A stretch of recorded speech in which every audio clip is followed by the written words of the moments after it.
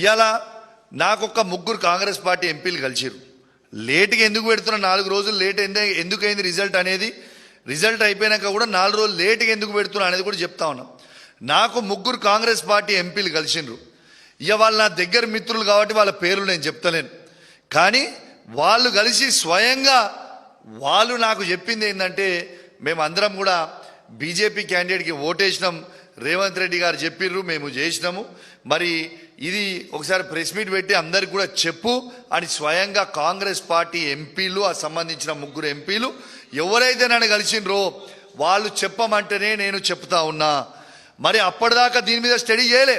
వాళ్ళు చెప్పిన తర్వాత నేను కూడా కాంగ్రెస్ పార్టీ నుంచి వచ్చినోనే కదా, నాకు కూడా కాంగ్రెస్ పార్టీ మిత్రులు ఢిల్లీలో, ఇండియా వైడ్ అక్కడ ఇక్కడ నాకు కూడా ఉంటారు కదా, వాళ్ళకు కూడా ఫోన్ చేసిన, అన్న ఏం నడుస్తుంది అన్న, ఏం చేసిండ్రు, ఏం కథ, ఏం నడుస్తుంది అని అడిగితే బాజాబ్తు 15 మంది ఎంపీలు అమ్ముడు వేయరు, ఆ 15 మంది ఎంపీలు అమ్ముడు వేయింది వాస్తవం, అండ్ల మీ తెలంగాణ ఎంపీలు 8కి 8 మంది అమ్ముడు వేయింది వాస్తవము అని స్వయంగా వాళ్ళ ఎంపీలు, నా మిత్రులు ఉన్న కాంగ్రెస్ పార్టీలో ఉన్న పాత మిత్రులు ఢిల్లీలో కావచ్చు, ఇంకా చాలా రాష్ట్రాలలో వాళ్ళందరూ కూడా నాకు చెప్తే నేను చెప్పడం జరుగుతూ ఉంది.